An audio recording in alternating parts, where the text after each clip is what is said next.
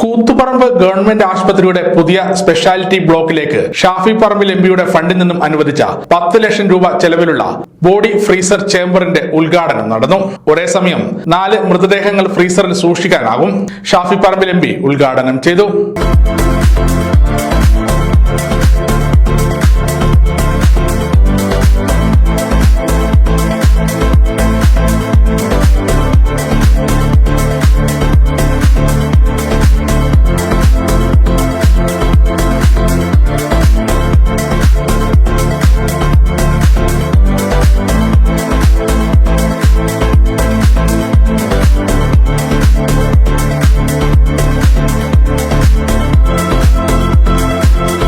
ആദ്യം അങ്ങനെ ഒരു കോള് വരും, പിന്നെ അതിൻ്റെ നിയമപരമായ വശങ്ങൾ പറഞ്ഞ് മനസ്സിലാക്കുമ്പോൾ എന്നാൽ പിന്നെ പെട്ടെന്ന് ചെയ്യാൻ പറ്റുമോ എന്നുള്ളതാണ് അടുത്ത ചോദ്യം. അപ്പോൾ അതിന് ചിലപ്പോൾ ഇപ്പോഴും വലിയ പോരാട്ടം നടന്നുകൊണ്ടിരിക്കുന്നത് 5 മണിക്ക് ശേഷമുള്ള പോസ്റ്റ്മോർട്ടത്തെ സംബന്ധിച്ചുള്ള കാര്യങ്ങളൊക്കെ നിയമസഭയിൽ പലതവണ അക്കാര്യങ്ങൾ ഉന്നയിക്കപ്പെടാറുണ്ടായിരുന്നു. പാലക്കാടുണ്ടായിരുന്ന ഡോക്ടർ ഗുജറാത്ത് നമ്മുടെ ഫോറൻസിക് സർജൻസിൻ്റെ അതിൻ്റെ ഒരു അവസാന വാക്കെന്ന പോലെ അദ്ദേഹത്തിൻ്റെ മെഡിക്കൽ ലീഗോ കോഡ് ഉൾപ്പെടെ ഉണ്ടാക്കുന്നതിനകത്ത് നിർണായകമായ സംഭാവനകൾ നൽകിയിട്ടുള്ളതാണ് അദ്ദേഹം. പിന്നെ അത് കഴിഞ്ഞ് നമുക്ക് ബോഡി സൂക്ഷിക്കുന്ന ഉൾപ്പെടെയുള്ള കാര്യങ്ങൾ നെസസിറ്റി ആയിട്ട് വരുന്നു. ഇപ്പോൾ സമയം തെറ്റി വരുമ്പോൾ പോസ്റ്റ്മോർട്ടം രാവിലത്തേക്ക് ആക്കുമ്പോൾ അതിനൊക്കെ ബോഡി സൂക്ഷിക്കുന്നതിന് ഉൾപ്പെടെ ഒരു അനിവാര്യത മുമ്പിൽ വരുമ്പോൾ അതിൻ്റെ സൗകര്യം ചെയർമാൻ സൂചിപ്പിച്ചതുപോലെ ഇങ്ങനെ വലിയൊരു കെട്ടിടം കൂടി ചെയ്തു വെക്കുമ്പോൾ അതിൻ്റെ അടിസ്ഥാന സൗകര്യങ്ങളിലേക്ക് നമ്മളെല്ലാവരും കൂടി ചേർന്ന് ചെയ്യുന്ന ഒരു കാര്യമെന്ന് നിലക്കാം.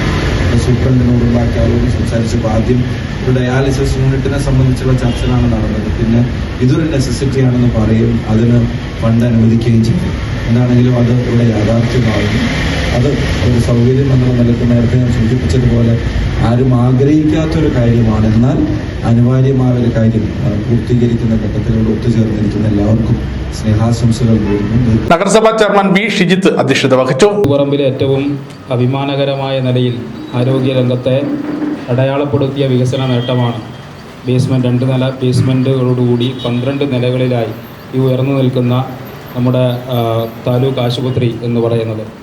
നമ്മുടെ കേരളത്തിൻ്റെ ഒരു പ്രത്യേകത സാമ്പത്തികമായ നിലയോ സാമൂഹികമായ പശ്ചാത്തലമോ നോക്കാതെ എല്ലാവർക്കും ചികിത്സാ ലഭ്യത ഉണ്ടാവണം എന്നതിൻ്റെ ഭാഗമായി പൊതുജനാരോഗ്യ മേഖലയിൽ കാര്യക്ഷമമായ ഇടപെടൽ നടത്തി വരുന്ന ഒരു സംസ്ഥാനമാണ് നമ്മുടെ സംസ്ഥാനം.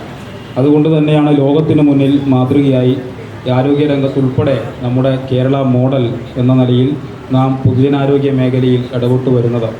എല്ലാ ജനങ്ങൾക്കും അത് നേരത്തെ സൂചിപ്പിച്ചതുപോലെ മറ്റ് വ്യത്യാസങ്ങളില്ലാതെ സാമ്പത്തികമായ പിന്നോക്കം നിന്നതിൻ്റെ ഭാഗമായി നഗരസഭ vice chairman M P Sreeja, സ്ഥിരം സമിതി അധ്യക്ഷന്മാരായ N Shaji, R Emalatha, A P Shyamjith, ward councillor V P Muhammad Rafi, K V Rajeesh, V P Ashraf, Ali Mottemal, N Dhananjayan, Ashraf Chembilali, C Chandran, doctor A K Saheena എന്നിവർ സംസാരിച്ചു.